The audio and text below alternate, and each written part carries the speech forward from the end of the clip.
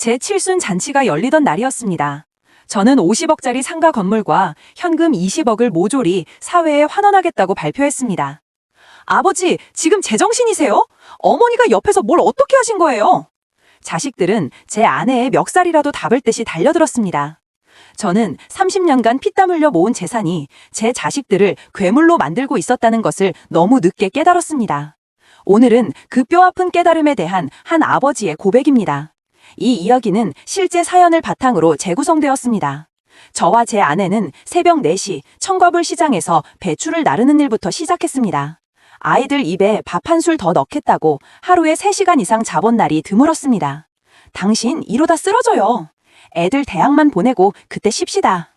아내는 달고 다른 고무장갑을 낀 손으로 제 등을 두드려주곤 했습니다.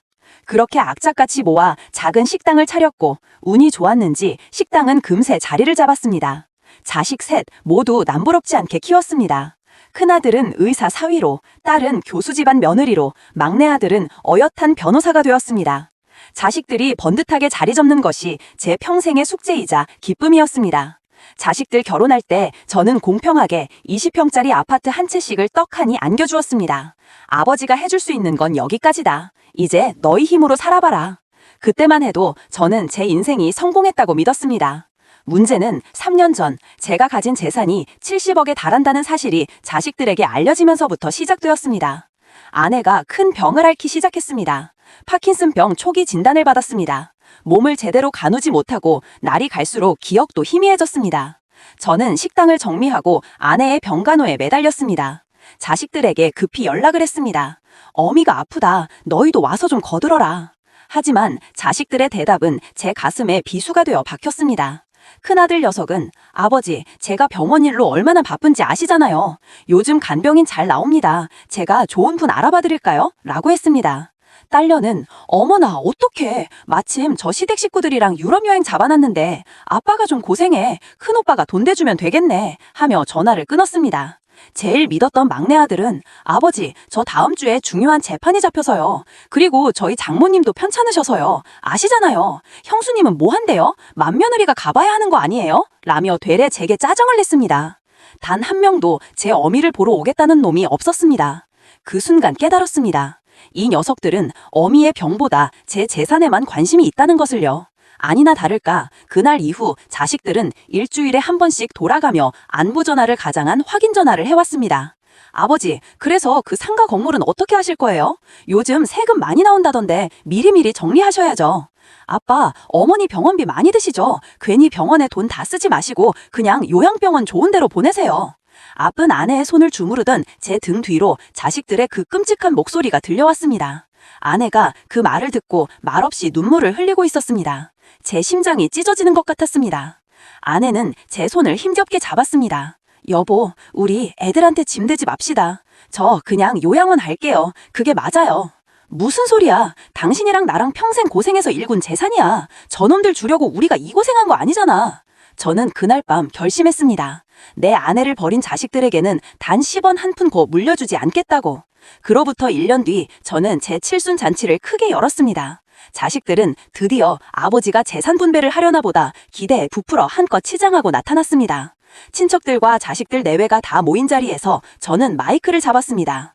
다들 바쁘신데 와주셔서 감사합니다. 오늘 이 자리는 제 칠순을 축하하는 자리이자 제 전 재산을 어떻게 쓸지 발표하는 자리입니다.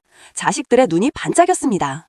저는 오늘부로 제 명의의 50억 상가 건물과 현금 20억 원 전액을 제 아내와 같은 병을 앓는 노인들을 위한 복지재단에 기부하기로 했습니다. 순간 잔치상이 엎어지는 소리가 났습니다. 막내 아들이 벌떡 일어나 소리를 질렀습니다. 아버지, 지금 제정신이세요? 누구 마음대로 기부를 해요? 우리가 동의한 적 없잖아요. 딸녀는 울며불며 제 아내에게 달려들었습니다. 어머니, 어떻게 이럴 수 있어요? 어머니가 아버지 옆에서 꼬드긴 거죠. 그렇죠? 맏아들 녀석은 점잖은 척 굳은 얼굴로 말했습니다. 아버지, 지금이라도 취소하세요. 아버지 연세에 노망 들었다고 소문나기 싫으시면요. 저는 껄껄 웃었습니다. 그리고 제 옆에 조용히 앉아있던 변호사를 소개했습니다. 인사들 해라. 이쪽은 내 유언장을 공증해주신 변호사님이다. 너희가 하도 법을 좋아해서 법적으로 완벽하게 처리했다. 기부 서류는 이미 3일 전에 다 넘어갔고 지금 이 순간부로 내 재산은 0원이다. 뭐라고요? 자식들의 얼굴이 하얗게 질렸습니다. 너희에게는 30년 전에 사준 그 아파트가 전부다. 그것도 아깝지만 내 마지막 돌이라고 생각하지.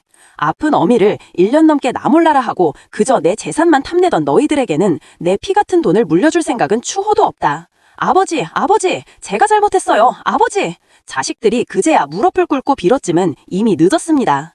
이제부터 너희는 너희가 물려준 재산이 아니라 너희 힘으로 너희 부모에게 했던 그대로 대접받으며 살아보거라.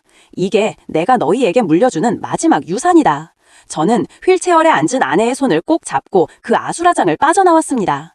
지금 저와 아내는 전 재산을 기부하고 받은 작은 집에서 둘이 오순도순 살고 있습니다.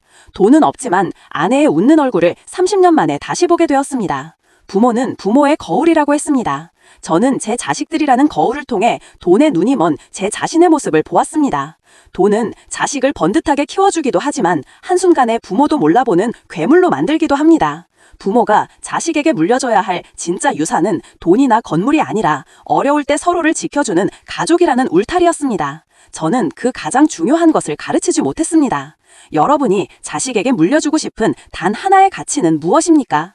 여러분의 삶에도 잊을 수 없는 이야기가 있다면 더보기란에 이메일 주소로 사연을 보내주세요. 오늘 이야기가 마음에 깊은 울림을 주었다면 구독과 좋아요로 응원 부탁드립니다.